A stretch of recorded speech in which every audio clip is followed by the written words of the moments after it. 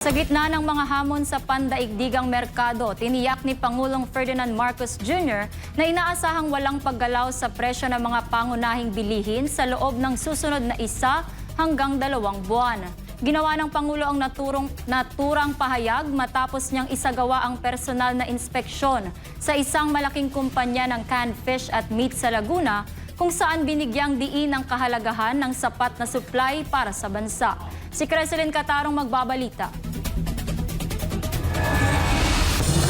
Nagsagawa ng inspeksyon si Pangulong Ferdinand Marcos Jr. sa warehouse ng Century Pacific Food Incorporated sa Calamba Distribution Center sa Laguna nitong Biyernes, Marso 20, bilang bahagi ng pagsisikap ng pamahalaan na matiyak ang sapat at matatag na supply ng pagkain sa bansa. Sa kanyang pagbisita, personal na sinuri ng Pangulo ang inventaryo ng kumpanya na isa sa mga pangunahing tagagawa ng canned fish at meat products sa Pilipinas. Ayon sa kanya, ang kasalukuyang nakaimbak na supply sa naturang pasilidad ay humigit kumulang 10% pa lamang ng kabuuang stock ng kumpanya. Patunay na sapat ang reserba hindi lamang ng Century Pacific kundi pati ng iba pang food processors at retailers. Ipinaliwanag ni Pangulo Marcos na layunin ng inspeksyon na tiyakin ang kalagayan ng supply at presyo ng pagkain, kasabay ng patuloy na pakikipag-ugnayan ng pamahalaan sa mga pribadong kumpanya na nagsusupply ng pangunahing bilihin. Binigyang diin din ng Pangulo na nakipagsundo ang pamahalaan sa ilang food suppliers na pansamantalang hindi magtaas ng presyo ng kanilang mga produkto. Ayon sa kanya, inaasahang mananatiling stable ang presyo ng ilang bilihin sa loob ng 1 hanggang 2 buwan depende sa kakayahan ng mga kumpanya.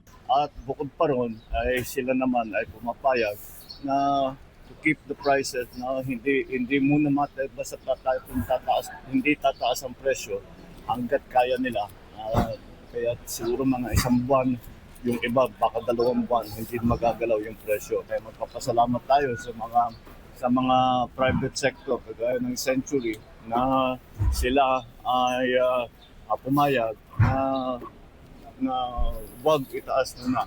Wag itaas ang presyo ng bilihin. Tiniyak naman ng Pangulo sa publiko na walang dapat ikabahala pagdating sa supply ng pagkain. Ang supply ay hindi kailangan mag-alala ang taong bayan. Ang food supply natin ay sapat kahit na pangmatagalan. Dagdag pa niya, patuloy na imomonitor ng pamahalaan ang sitwasyon upang matiyak na natutugunan ang pang-araw-araw na pangangailangan ng mamamayan. Kasama ni Marcos Jr. sa naturang inspeksyon, si Trade Secretary Cristina Roque. Aniya, inatasan ng Pangulo ang DTI na makipag-ugnayan sa mga manufacturer at iba't ibang industriya upang matiyak ang tuloy-tuloy na supply ng pagkain sa bansa. Sa usapin ng hoarding at profiteering, sinabi ni Roque na wala pa silang natatanggap na ulat hinggil dito. Ayon sa kanya, araw-araw ang ginagawang monitoring ng DTI sa pamamagitan ng kanilang 18 regional offices upang masiguro na walang pagtaas sa presyo ng mga basic necessities at prime commodities. So nakatutok po kami dito sa mga groceries and supermarkets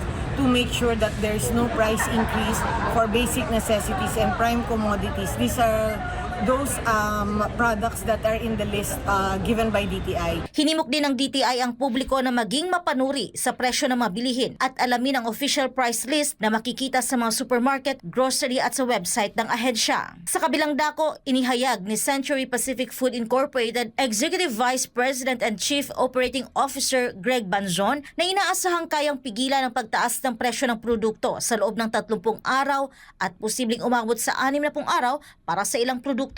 Gayunpaman, aminado ang kumpanya na mahirap magbigay ng katiyakan lampas sa panahong ito dahil sa patuloy na paggalaw ng presyo ng raw materials at fuel sa pandaigdigang merkado. Tiniyak din ng kumpanya na hindi nila binabawasan ang dami o kalidad ng kanilang produkto at wala pang ipinatutupad na tinatawag na shrinkflation. Sa halip, nakatuon sila sa paghahanap ng alternatibong materyales at supplier upang mapanatili ang parehong kalidad. No.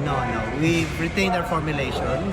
We pretty much worked on alternative materials or suppliers so that we get this to deliver the same quality and amount to our consumers. Para sa Diyos at sa Pilipinas kung mahal, ito si Creselyn Catarong, SMNI News.